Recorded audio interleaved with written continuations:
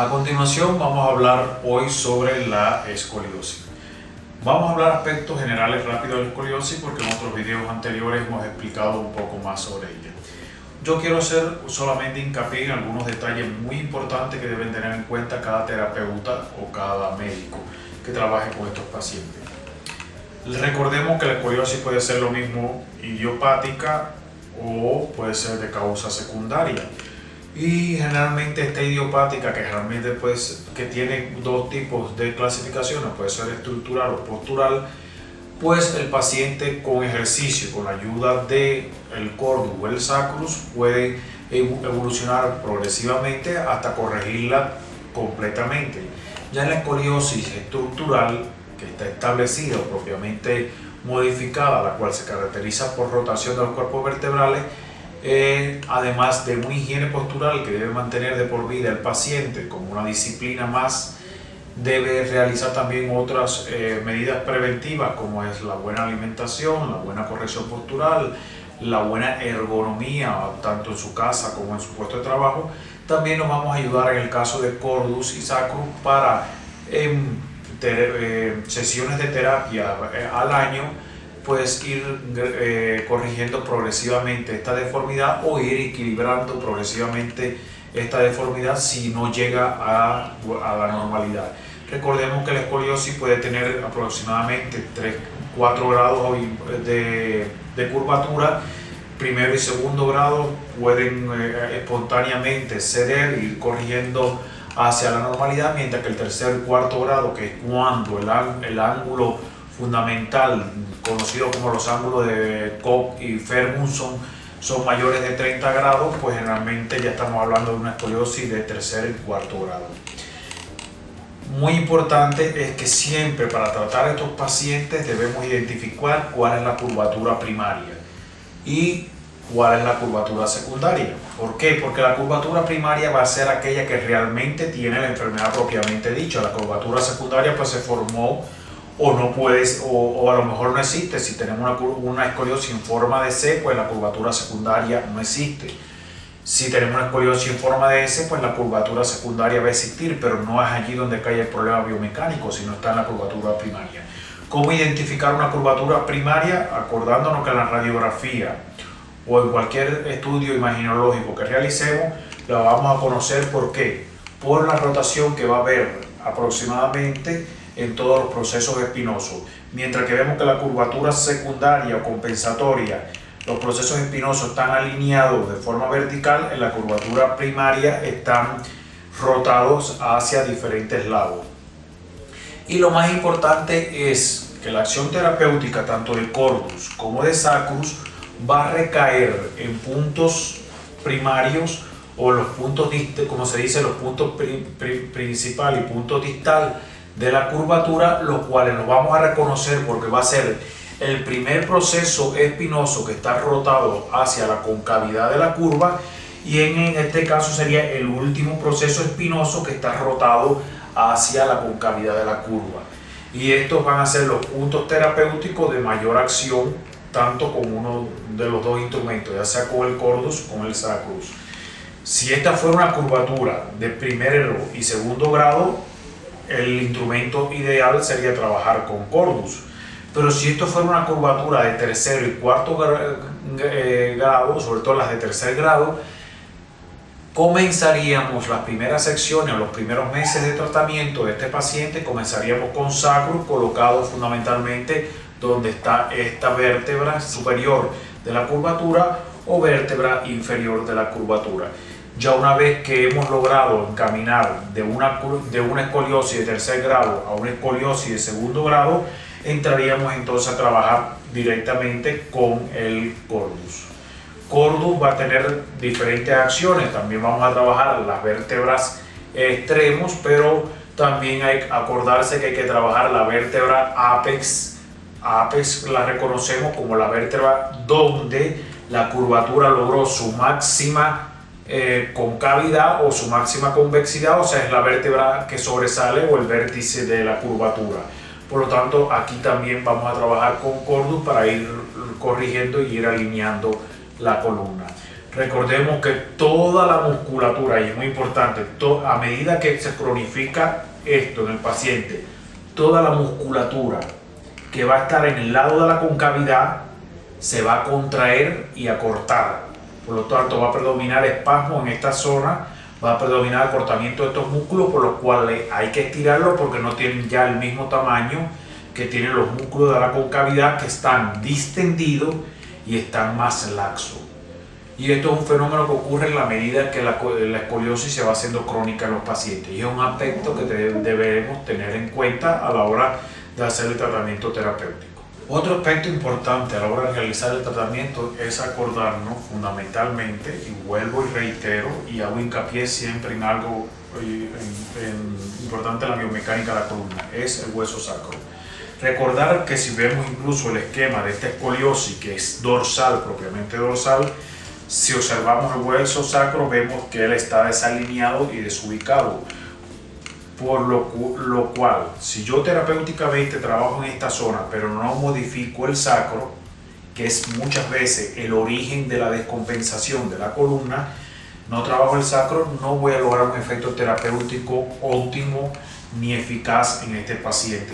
Por lo cual siempre a mí me gusta comenzar mis primeras terapias con estos pacientes con escoliosis utilizando el sacro para empezar a corregir las deformidades que tiene la alineación que tiene el hueso sacro. Específicamente podemos observar que siempre puede estar o lateralizado hacia un lado o hacia el otro, y esto se ve mucho más acentuado cuando el paciente tiene discrepancia de los miembros inferiores, o sea que tiene un miembro inferior más largo que el otro, que normalmente se puede producir durante el proceso de desarrollo del niño hasta llegar a la etapa de adolescencia. Por lo cual, lo más importante, y es un consejo para el resto de los médicos y terapeutas, es comenzar mi efecto de trabajo siempre corrigiendo el hueso sacro y después trabajar el resto de la columna. Y de esta forma voy a lograr entonces un efecto terapéutico más profundo y más eficaz para el control del paciente. Y reitero, es importante que aunque uno lo haga en el consultorio y corrija y ayude a mantener la postura adecuada al paciente, el paciente debe realizarlo en su casa al menos 2 o 3 veces por semana, estos mismos ejercicios con el sacrus y el cordus, para lograr de verdad un efecto terapéutico deseado. Recordamos principios básicos del tratamiento tanto con cordus como sacrus. Si empezaría trabajando con sacrus, pues comienzo con mi centro de trabajo a nivel de la región sacra, posteriormente región cervical y por último diafragma.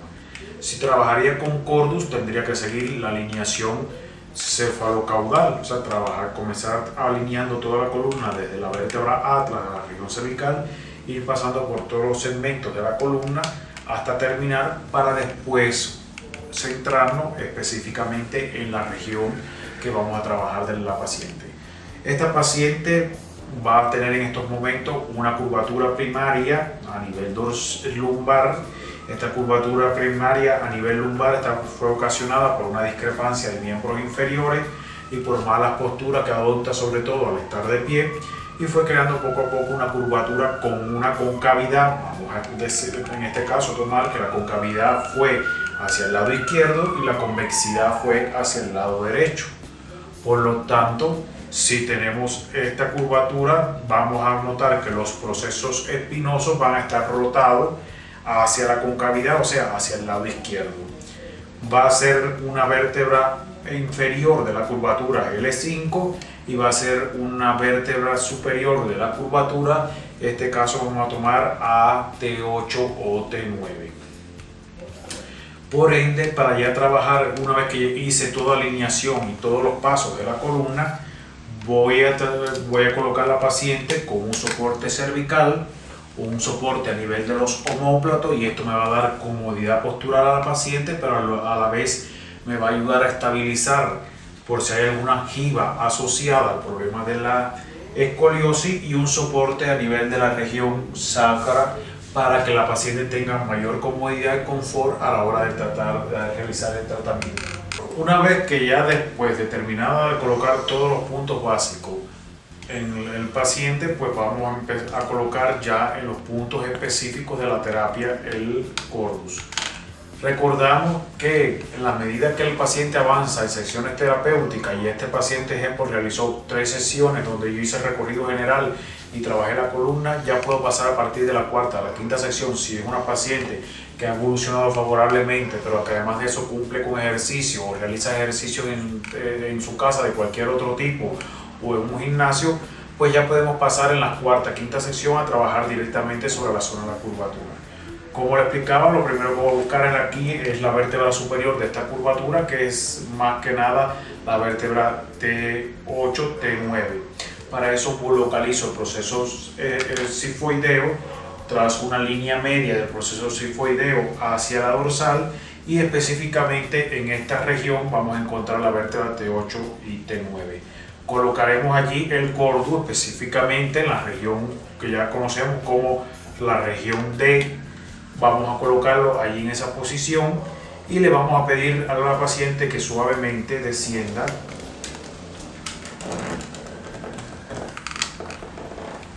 sus hombros, lo coloque sobre el soporte que habíamos colocado para los omóplatos y mantenemos el soporte en la región cervical. De esta forma, igual entre 3 a 4 minutos vamos a mantenerlo en la vértebra superior de la curvatura. Ya pasados los 3 o 4 minutos procedemos a retirar, ayudamos a incorporar a la paciente, retiramos cordus y entonces pasaríamos a buscar la vértebra inferior de la curvatura, la cual en este caso dijimos que era L5 específicamente. Para ello le vamos a pedir a la paciente que coloque sus piernas flexionadas. Recordemos que si yo mido cresta ilíaca en una línea perpendicular me va a coincidir con L4, por lo tanto debo trazar 2 traveses de dedo por debajo de esa línea y me voy a encontrar con la vértebra L5, que ya en el caso de la región lumbar voy a trabajar con la región del cordus que tiene la letra L. Como habíamos explicado anteriormente, le pido a la paciente que eleve sus caderas, retiro el soporte, busco la región L4, trazo 2 traveses y ahí va a estar L5. Igual lo coloco de forma que quede perpendicular y la curvatura quede lineal a lo como debe estar la columna, y allí entonces sitúo a la paciente. Para lograr una mayor superficie de apoyo le voy a pedir que estire las piernas y de esta forma voy a ir ayudando en la corrección de la columna. Me puedo valer incluso de ejercicios durante esta terapia para ayudar a la corrección de la columna, y puedo partir desde la región cervical a realizarle movimientos hacia un lado, específicamente como dijimos que en este lado la concavidad era hacia el lado izquierdo. Si yo realizo una rotación forzada hacia el lado derecho, busco que en ese momento la columna tienda a estabilizarse y corregir la deformidad.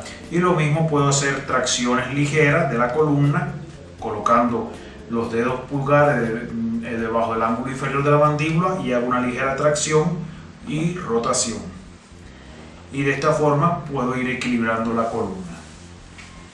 Otros ejercicios que podemos utilizar es para ayudar a corregir y enderezar la curva. Como decíamos, si estamos en una concavidad hacia el lado izquierdo, pues lo más normal es que el hombro izquierdo está descendido. ¿Y qué le voy a pedir en este caso? Para ayudar a la escoliosis, voy a pedir a la paciente que coloque los brazos en esta posición, manteniendo el lado derecho debajo y el lado izquierdo a este nivel, lo que va a ayudar a enderezar y ayudar a corregir la columna, a la vez que cordu, haciendo el efecto sobre los cuerpos vertebrales. Terminado de hacer este ejercicio, vuelvo a la posición normal. Y entonces hablamos que en este caso L2 era la vértebra apes de la curvatura escoliótica, por lo cual ahora voy a tratar la vértebra L2, que es el apes, que es la última zona estatal. Le pido igual a la paciente que flexione la rodilla. Si T8 estaba a nivel del proceso sifoideo, buscamos donde termina la parrilla costal. La parrilla costal en una línea recta hacia acá está L3, por lo tanto 2 traveses de dedo hacia arriba de la parrilla costal está la vértebra L2, y allí entonces igual descendería la paciente, calzaríamos la región sacra, ponemos la paciente con las piernas estiradas y podemos de nuevo repetir el llevar el brazo hacia el brazo izquierdo, que es el lado de la concavidad, hacia arriba, y de esta forma ayudamos a rectificar aún más la curvatura. Por lo cual el efecto terapéutico va a ser mucho mayor y más notable. Observamos cómo, incluso si trazamos una medida, vemos la parrilla costal, como la parrilla costal del lado izquierdo, que estaba más descendida, acaba de elevarse. Una vez terminado, igual los 3 o 4 minutos, volvemos a la posición normal, flexionamos de nuevo las rodillas, elevamos la cadera y ya pasamos a retirar el cordus. Se pueden retirar ya el soporte, en este caso luz del sacro, el soporte de los omóplatos, dejamos el soporte cervical y podemos hacerle a la paciente que haga los ejercicios de Williams para la región lumbar. En este caso, la paciente le indicamos el primer ejercicio de Williams, que va a ser sin despegar la cadera, elevar la lumbar y luego aplanarla. Y a la vez que hace esto, contrae los músculos glúteos. Y esto lo puede repetir así varias veces. Aplasta y contrae. Y esto va a ayudar a, una vez que ya Cordus hizo todo el efecto en la musculatura intrínseca de la columna, pues esto va a lograr que se potencialice y que ganen fuerza los músculos que estaban debilitados y se estabilice la dinámica muscular.